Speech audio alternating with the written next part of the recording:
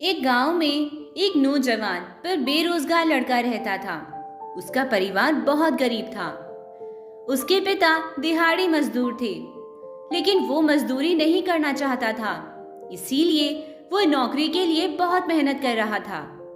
तभी उसे एक कंपनी की तरफ से लेटर आया कि कल आपका इंटरव्यू है और आपको कल आना है।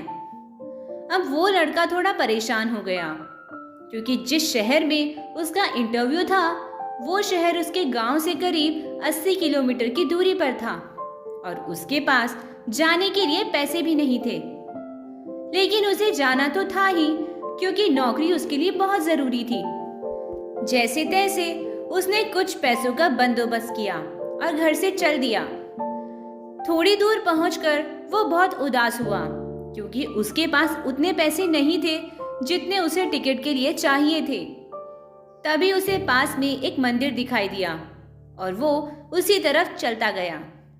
तभी उसकी नजर एक भिखारी पर पड़ी, लेकिन उसने भिखारी को नजरअंदाज कर दिया। मगर भिखारी ने उसे परेशान देखकर पूछ ही लिया, लगता है शायद आपको कुछ परेशानी है, मैं आपकी क्या मदद कर सकता हूँ।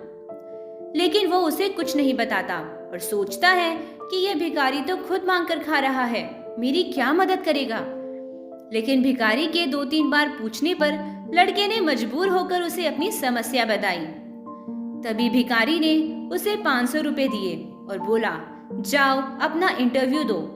वैसे भी मैं ये पैसे सिर्फ दवाई के लिए जमा करता हूँ और जो बचते हैं उन्हें दान पेटी में डाल देता हूँ। इसीलिए इन पैसों की जरूरत मुझसे ज्यादा तुम्हें है और इससे मुझे खुशी मिलेगी। अब वो पैसे लेकर वहां से चला गया और इंटरव्यू में सेलेक्ट होकर जब वो भिखारी से मिलने आया तो देखा वहां बहुत भीड़ लगी थी। उसने पास जाकर देखा तो पाया कि ये तो वही भिखारी है। लोगों ने कहा इसके पास दवाई के पैसे नहीं थे, इसीलिए आज की दवाई ना लेने की वजह से ये मर गया है। किसी भी काम को करने में हजारों कठिनाइयों का सामना करना पड़ता है। किसी न किसी माध्यम से ईश्वर भी उन्हीं की मदद करते हैं जो खुद परिश्रम करते हैं।